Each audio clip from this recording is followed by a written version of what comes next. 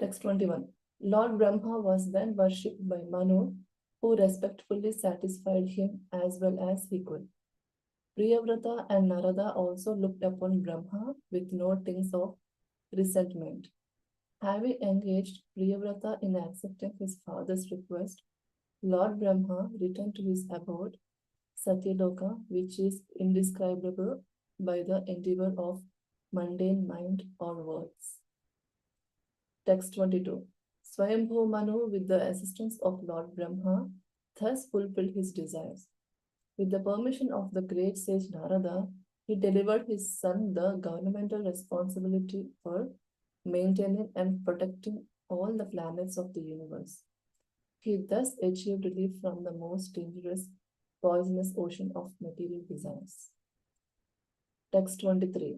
Following the order of the Supreme Personality of Godhead, Maharaja Priyavrata fully engaged in worldly affairs, yet he always thought of the lotus feet of the Lord, which are the cause for the liberation from all material attachment. Although Priyavrata Maharaja was completely freed from all material contamination, he ruled the material world just to honor the orders of his superiors. Text 24. Thereafter, Maharaja Priyavrata married Brihaspati, the daughter of the Prajapati named Visvakarma.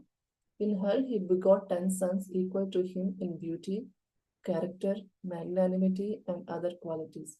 He also begot a daughter of the youngest of all named Ojaswati. Text 25. The 10 sons of Maharaja Priyavrata were named Agnidhara, Ithamajihva, Yajnabahu, Mahavrita, Hiranyareta, Grihakrita, Savana, Medhatita, Vitihotra, and Kavi. These are also named of Agni, the fire god. Text 26. Three among these 10, namely Kavi, Mahavira, and Savana, lived in completely celibacy. Thus, trained in brahmachari life from the beginning of childhood, they were very conversant with the highest perfection known as the Paramahamsa Ashrama. Text 27. Thus situated in the renounced order from the beginning of their lives, all three of them completely controlled the activities of their senses and thus became great saints.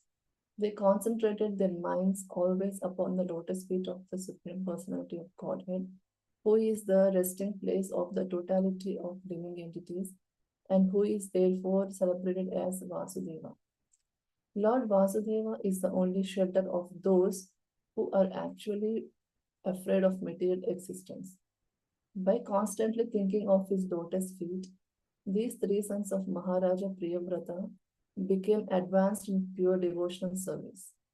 By the promises of their devotional service, they could directly perceive the Supreme Personality of Godhead, who is situated in everyone's heart as a super soul, and realize that there was quantitatively no difference between themselves and him.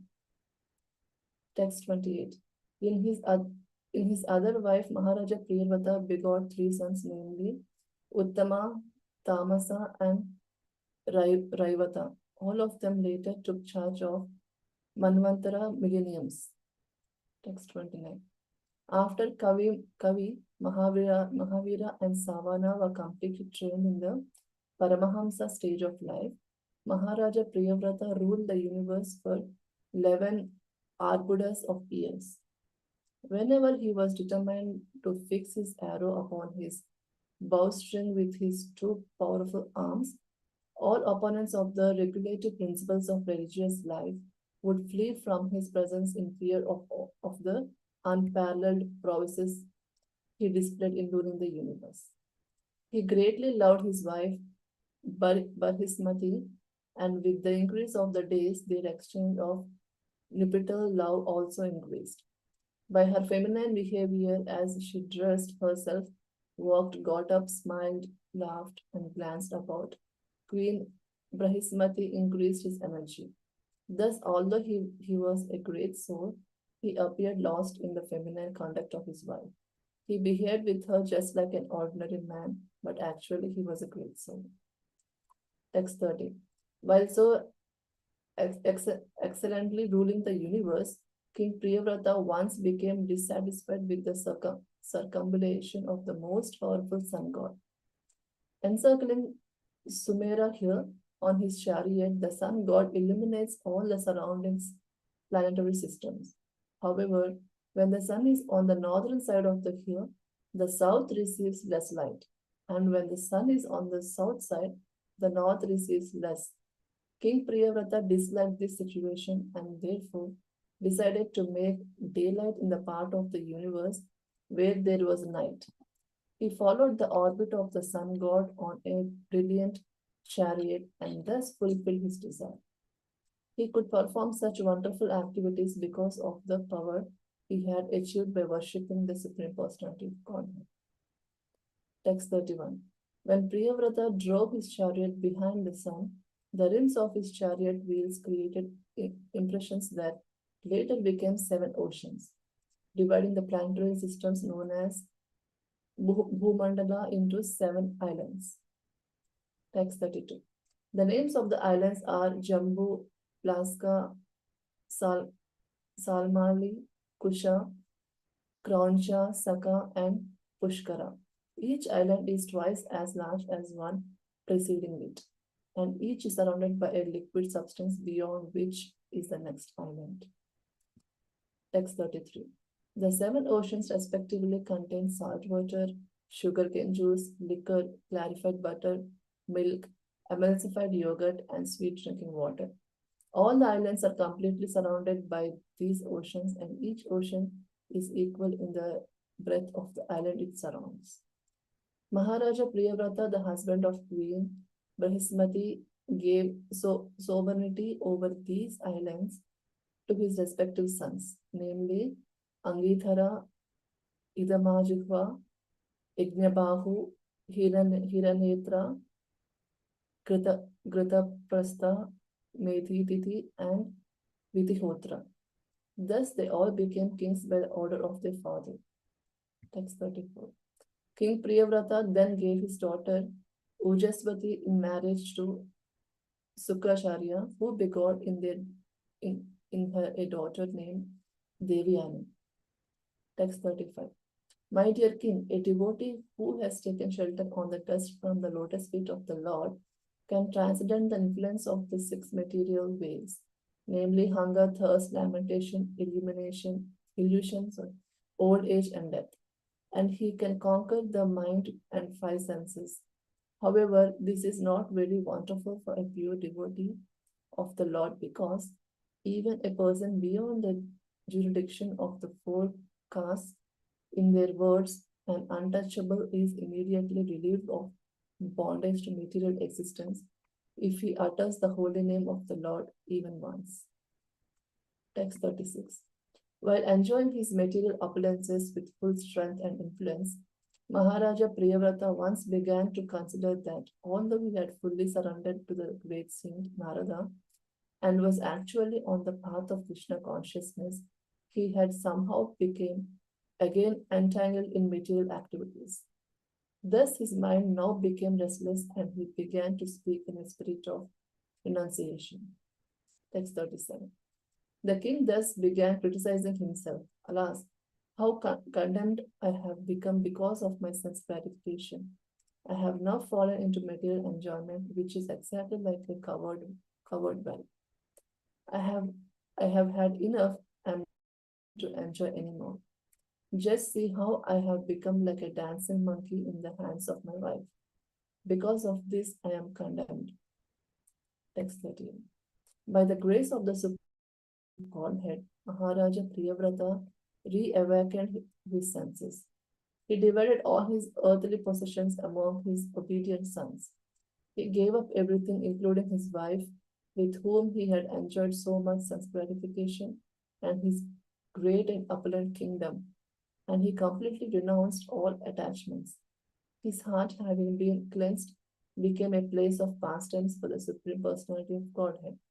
Thus, he was able to return to the path of Krishna consciousness, spiritual life, and resume the position he had attained by the grace of the great Saint Narada. Text 39. There are many famous verses regarding Maharaja Priyavrata's activities. Text 40. To stop the quarreling among different people, Maharaja Priyavrata marked boundaries at rivers and at the edges of mountains and forests so that no one would trespass upon another's property. Text 41. As a great follower, a devotee of the sage Narada, Maharaja Priyavrata considered hellish the opulences he had achieved by dint of fruitive activities and mystic power, whether in the lower or heavenly planetary systems or in the human society. Hare Krishna Prabhuji. I'm sorry for any mistakes I have made in reading this. Yes. Yeah, thank you so much, Mataji, for reading today. Hare Krishna. Yeah, Chaitanya Prabhu, whenever you're ready, you can start, Prabhuji. Thank you, Prabhu. Thank you, Prasanti Mataji, for reading. Hare Krishna, dear devotees.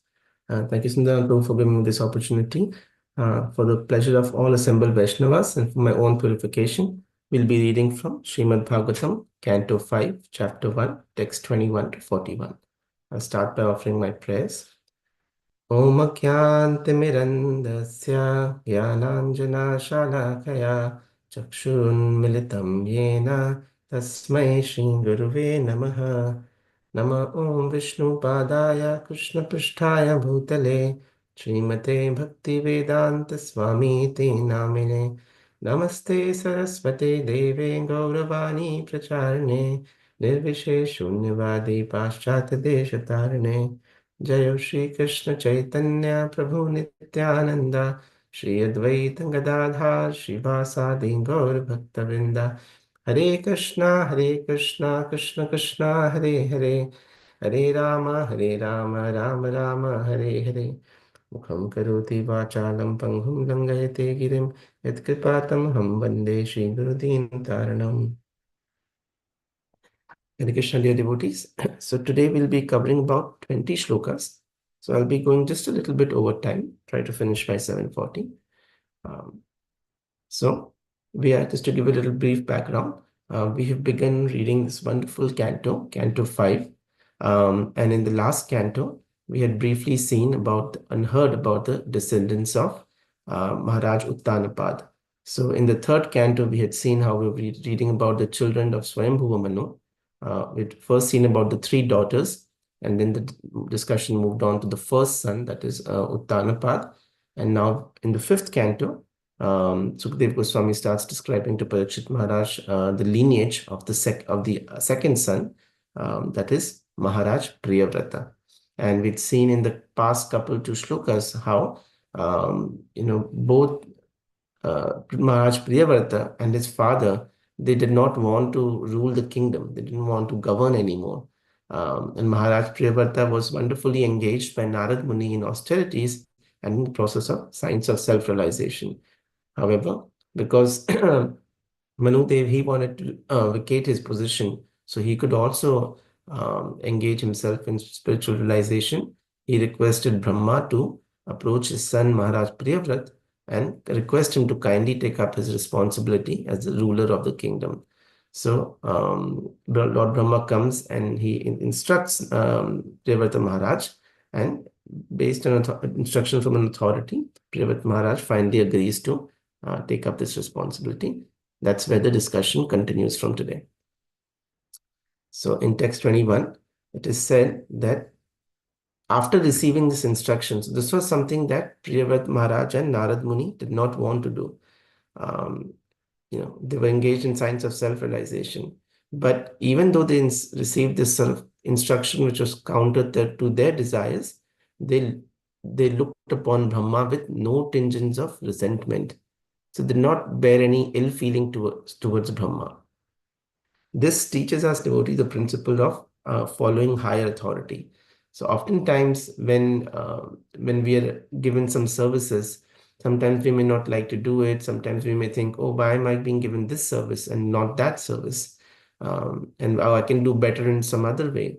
But the truth is that, when we follow an authority, that's when we can actually do the best service by then following the instructions of the spiritual master.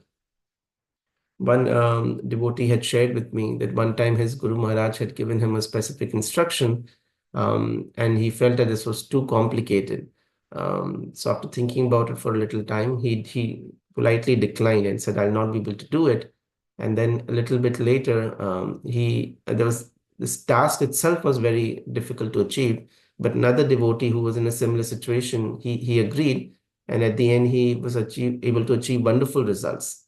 So the devotee was able to share his realization that, I thought I would not be able to do it, but just by accepting my guru's instruction, my god brother was able to achieve such a wonderful task, because along with the instruction of the high authority, along with the instruction of the guru, also comes the mercy of the guru. Sometimes we feel that, this task I cannot do. This task is not possible for me. Well, this is also actually a reflection of our false ego. Because when we think that there is something we cannot do, also means that we think there are other things that we can do. We don't need Krishna's help. We don't need anybody's help. This thing I can do. But that other thing you're asking me to do, that I cannot do. That is also a reflection of our false ego. So, whenever possible, when we receive instructions from higher authority, we should humbly take guidance from them and do our best to fulfill that service. In the second part of the purport, Prabhupada explains that Lord Brahma returns to his Satyalok, his abode Satyalok, which is indescribable. So Prabhupada goes on to explain the lifespan of Lord Brahma in the purport. And he says that, his lifespan is so long that even that is difficult for us to fathom. What to speak about his own abode. His abode is itself so wonderful and amazing that for us with our pre-inclinations and human calculations, we are not able to understand or imagine Lord Brahma's abode.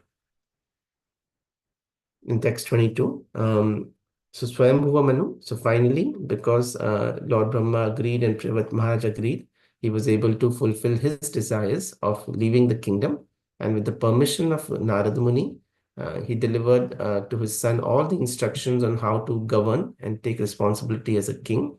And thus he was relieved, he achieved relief from the most dangerous poison of ocean of material desires. A wonderful thing to notice here, dear devotees, something uncommon that we don't see today in the world. Both Manu Dev, Swayambhuva Manu, and Priyavrat Maharaj, they both did not want to rule. Right? They were both running away from this position because they understood that things that come along with being a king, that is fame, wealth, these are all the things that bind one to this material world. But like we were saying that in material world, politicians, even when they become older, nobody is willing to give up the post of power. Everybody is so attracted and so have so much greed for it that they're wanting to go on forever and ever. We saw recently that there was a queen who did not want to give her position up till she was 95, 97. Finally the position was vacated when she was forced to leave her material body. But in this particular example, we see how both the wonderful illustrious devotees, they by own choice are not willing to take this position, but as a service, Priyavat Maharaj agreed to do this. Prabhupada quotes Narottam Das in his bhajan, in the purport to the shloka, and he says, Samsara Vishanale Deva Nisha Hiya Jale. That, I'm stuck in this ocean of miseries, in this ocean of material existence, and I can't even figure out a way to get out of it. I'm just stuck in this position. And then he says, Judai te na koi no upay. And he's not able to get any solution to get out of this material world because it is so entangling. A conditioned soul is so much bound by the modes of material nature that becomes really difficult. Even when one tries to understand, Maya Devi is very strong.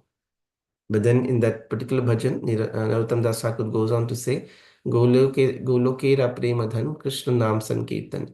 The only thing that can deliver us from this particular predicament is taking shelter of the holy name.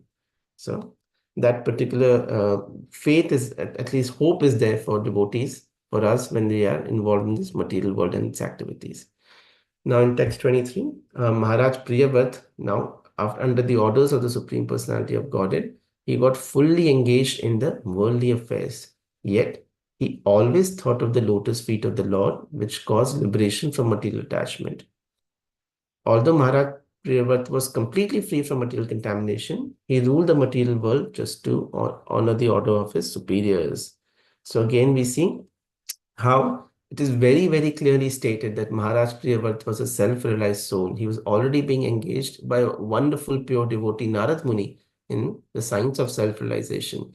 So for him to take up material desires, a material world, to be a governor, to be a king, was not out of his own choice, but more out of service to the Lord. And that also he willingly did. In the purport, Srila Prabhupada gives us the example of Arjuna. We all know how the Bhagavad Gita starts.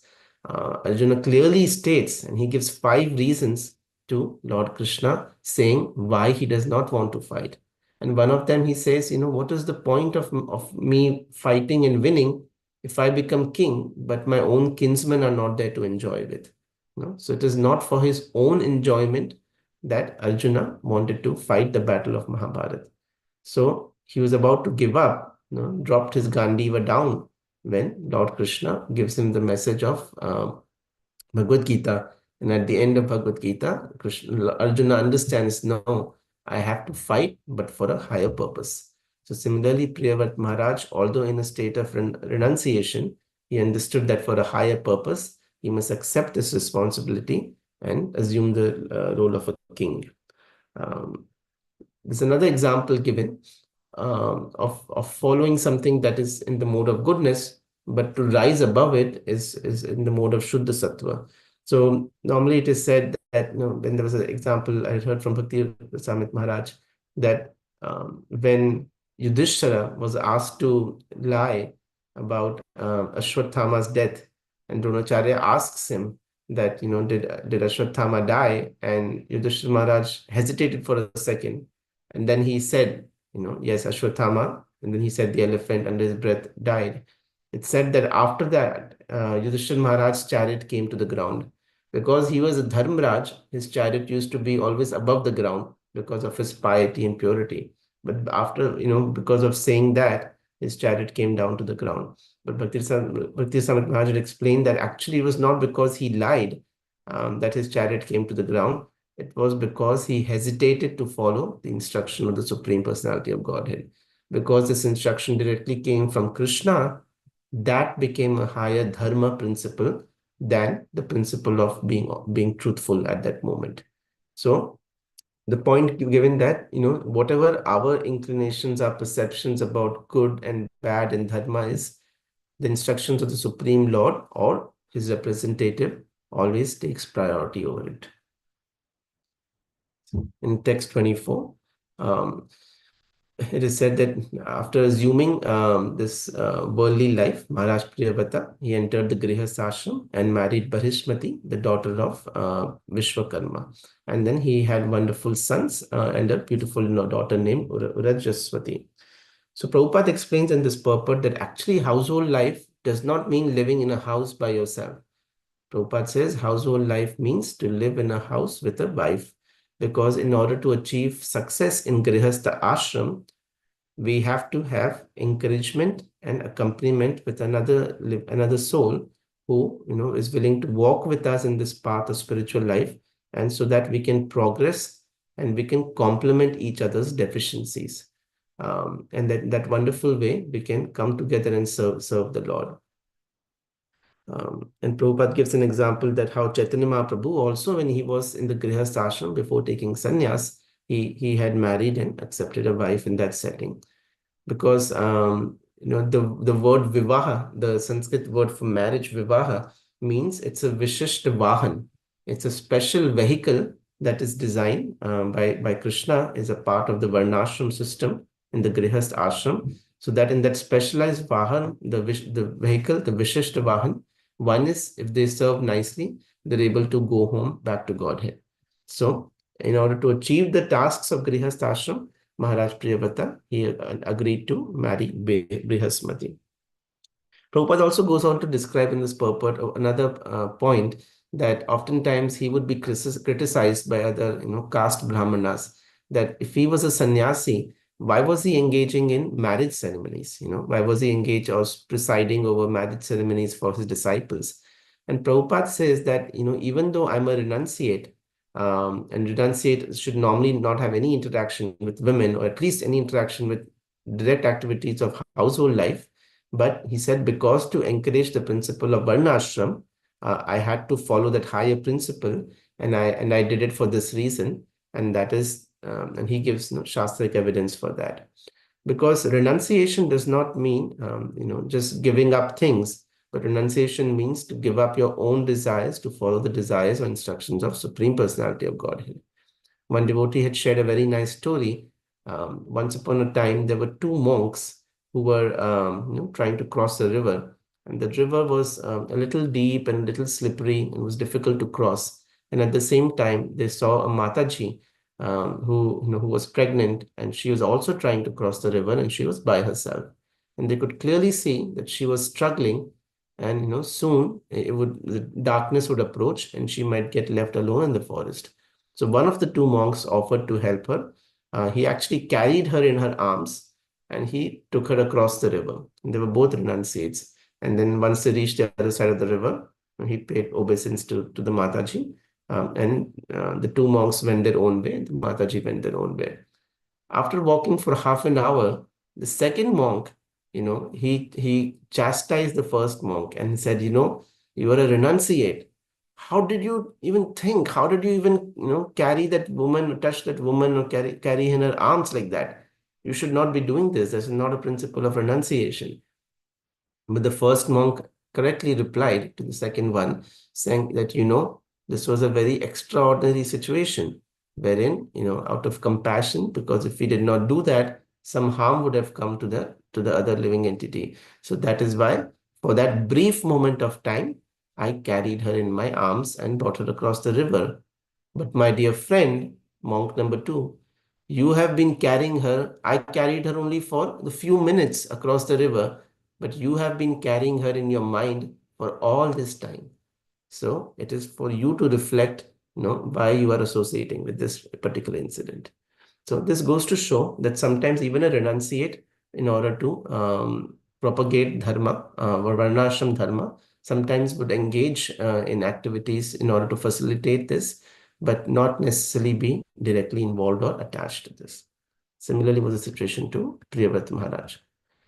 In text 25, they go on to explain the 10 sons of Priyavrata Maharaj. Among the 10, the first 3 named Kavi, Mahavir, and Shravana, they lived in complete celibacy. So the other 7 became the rulers, but the 3 among the 10, Kavi, Mahavir, and Shravana, they were trained in brahmachari from beginning of their life, and they were conversant with the highest perfection known as Paramahans ashram. In text 27, this is also a very important shloka. So I recommend devotees to read the shloka, purport to the shloka later on and if you get time. It's text 27. In this particular shloka, Prabhupada goes on to explain the 4 stages of sannyas. So the 4 stages of sannyas are Kutichaka, Bahudaka, Parivrajagacharya, and Paramahans. So the first stage, that is Kutichaka, Srila Prabhupada explains in the purport. That means is when one gives up his family life and his household life, and he lives in a kuti, that is in a cottage just outside his town, his city. So his day-to-day needs are still being provided from the village. Somebody from his household or somebody would come and provide food and everything for him, but he would not live in direct association with his family life. So that is the first stage of sannyas. The second stage, Srila Prabhupada describes, is Bahudaka. So in the Bahudaka stage, now he's no longer dependent even on his basic needs from his family. Instead, in order to satisfy his basic needs, he goes around and he requests help from other householders and takes only a little bit from each place, but not a lot. And that is in the process of Madhukari. We've heard about this process of Madhukari.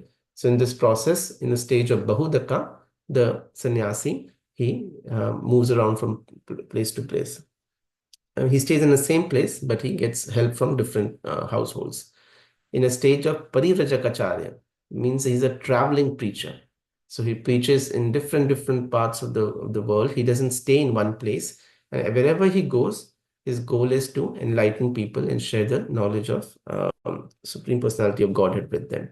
And in the last stage of Paramahansa, Srila Prabhupada describes, once the devotee sannyasi has finished his preaching work, the sannyasi then resides in one place and he forever is engaged in trance, and he's focusing only on the pastimes of Supreme Personality of Godhead. So like that. So like that, the 4 stages of sannyasa are wonderfully described in this. Text 28 describes that in another wife, Maharaj Priyavat begot 3 sons, Uttama, Tamas, and Raivat.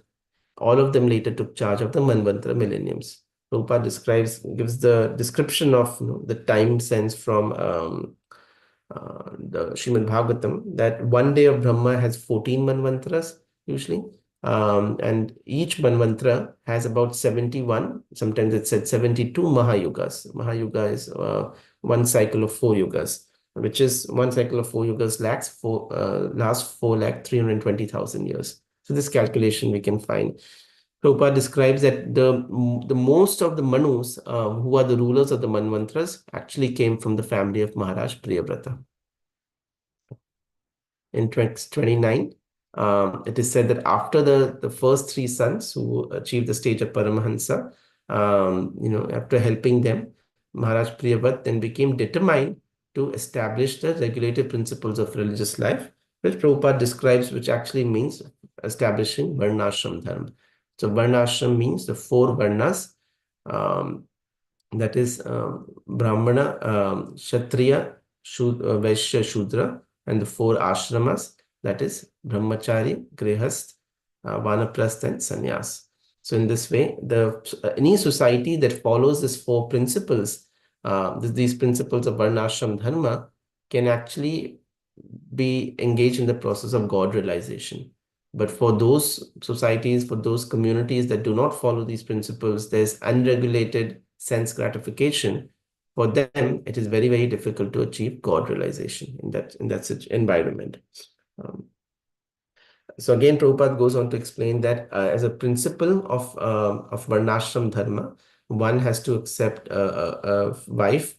Usually the Brahmana and the Brahmachari in the Varnashram system, they are supposed to be aloof from the sannyasi and the Brahmachari is supposed to be aloof from the opposite genders association.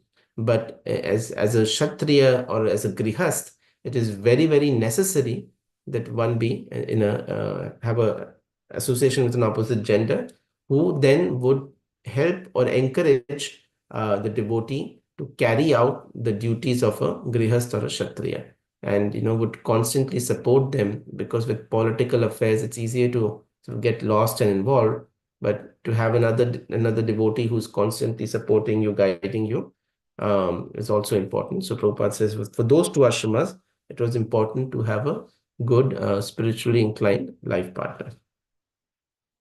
In text 30 is described, Maharaj Priyavat became powerful due to devotional service. So he was dissatisfied once with the circumambulation of the sun god, because sometimes there was less light, and we know how winter and season there's difference in the timing where the light is there.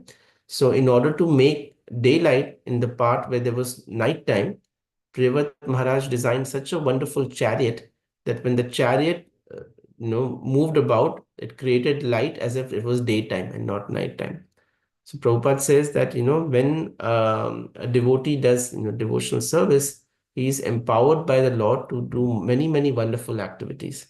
So this was not astonishing at all that Maharaj Priyavat, who was such an exalted devotee, he was able to achieve this task. Prabhupada also says this task was not in a mood of challenge to the sun god. Priyavat Maharaj did not want to challenge or show his abilities in front of the sun god, but this was more as a service to the people who were suffering because of the lack of sunlight in that particular region. And Prabhupada quotes 18.78 from Bhagavad Gita. Yatra Yogeshwaro Krishna, Yatra Partho Dhanundhara, Tatra Shir Vijay Bhutir, Dhruva Nitir Matir Mama. That wherever there is the Yogeshwara Krishna. Wherever there is a super excellent devotee like Arjuna, their victory will always be guaranteed. So, similarly, in case of Maharaj Priyavart also, because he was directly as being associated with Supreme Personality of Godhead through his Guru Narad Muni, and he himself was an exemplary devotee, he was able to achieve such wonderful, unimaginable things as like creating, such sunlight where there was darkness. Text 31, then it is described how Priyavrat Maharaj, when he was driving his chariot behind the sun in order to create light in the area of darkness, the rims of his chariot wheels created impressions that later became 7 oceans. So the rims became so, the impression from his chariot wheel became so wide that it created 7 oceans, and it divided the planetary system known as Bhumandala into 7 islands. So this Bhumandala, that one of our Earth system is also as a part of the Bhumandala, became divided into 7 islands. So it's described that each island is like, Prabhupada says, each island, each planet is like an island floating in the ocean of space. So space is compared to an ocean, and the planet is compared to an island. So in that way, the Bhumandala was divided into 7 islands. Prabhupada actually also, I didn't know this, Prabhupada also puts in the purport here that he describes that the Gayatri mantra, some devotees may be familiar with it.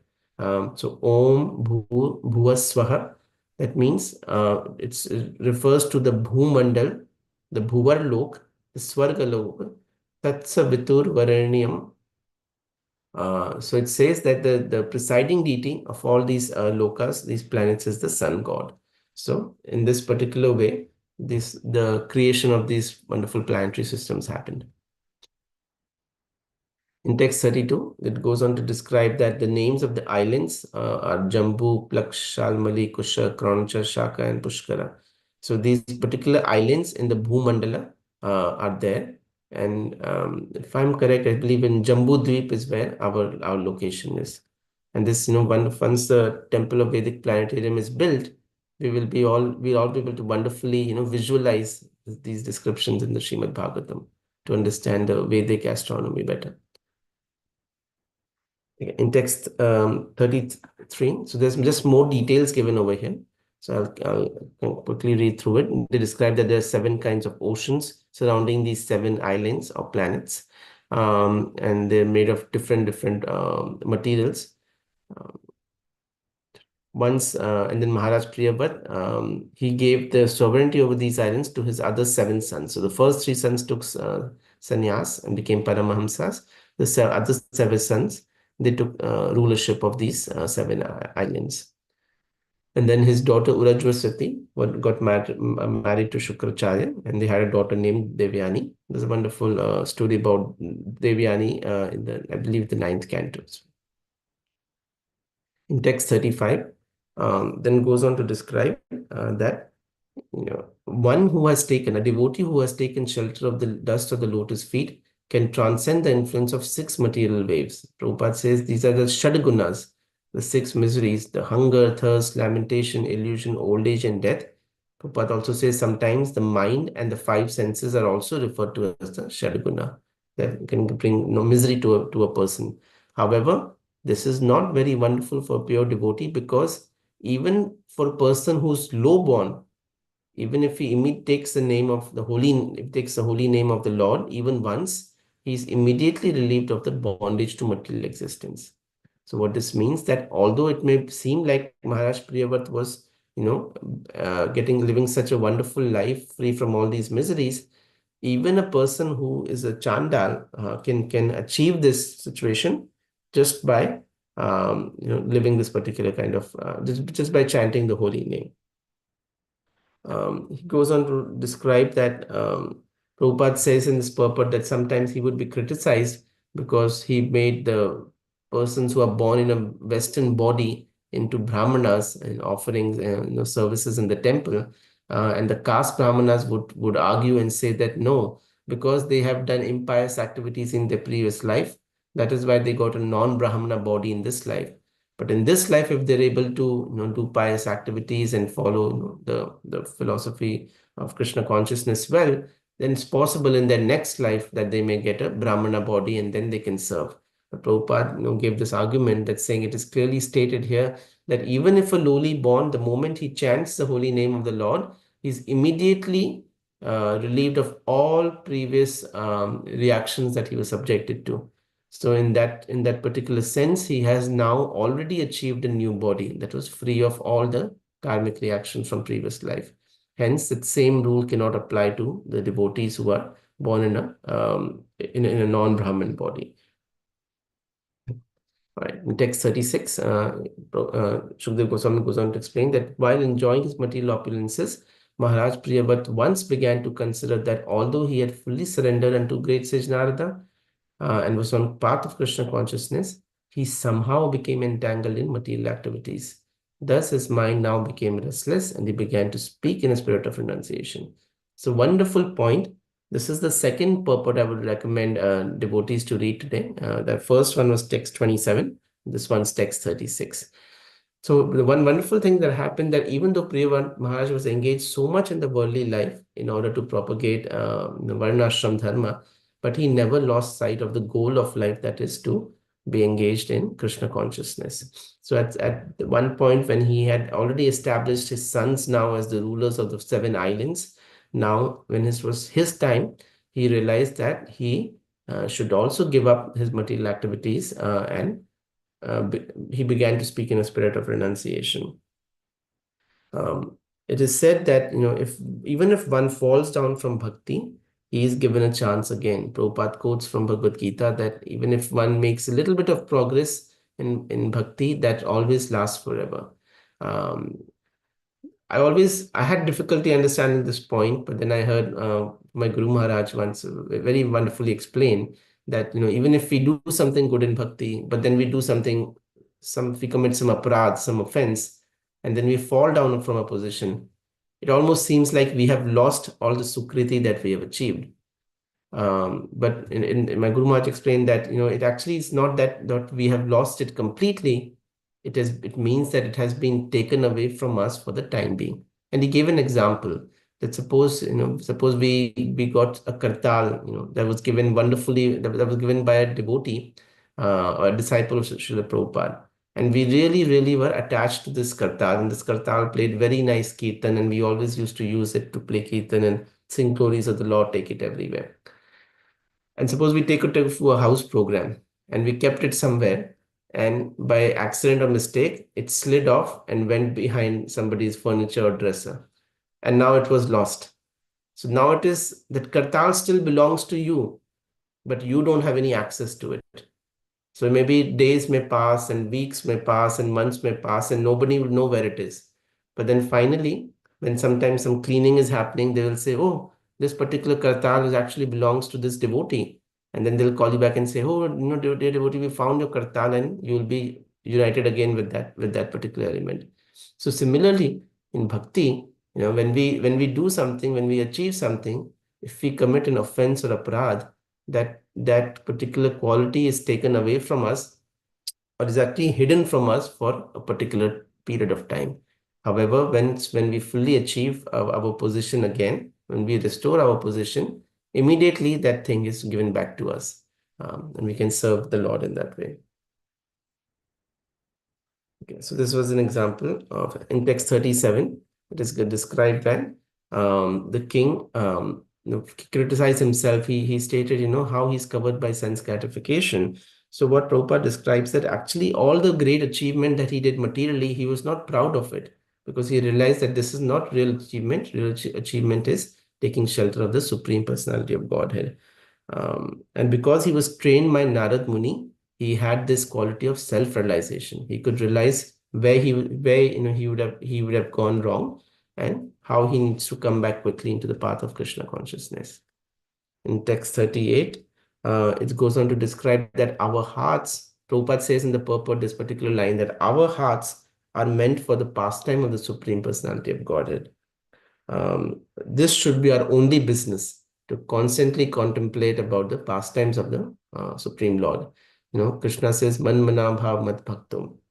But we understand staying in material life, it's difficult because there's so many other engagements we have. But we should try and dovetail all the engagements so that some way or the other we can always remember Krishna. Text 39 goes on to describe some other wonderful activities of Maharaj Priyavat, that in order to stop the quarreling, he created boundaries, and that's what's currently used by nations, that principle of creating boundaries. And text 41 describes that as a great follower and devotee of sage Narada, Maharaj Priyavat considered hellish opulences, the opulences he achieved by dint of fruitive activities. So he understood that there was a higher purpose which was much better than all the material accomplishments he had. Param drishtva nivartate. In this particular way, he finished his realization and got back into Krishna consciousness again. So with this, we'll end our discussion today. Thank you everybody for your time. Grantara Srimad Bhagavatam ki jai, Ananta Koti Vaishnavrinda ki jai. Hare Krishna. Hare Krishna, Prabhuji. Thank you so much for a wonderful class. Hare Krishna. Hare Thank you, Krishna, Prabhuji. Prabhuji. Thank you. Hare Krishna.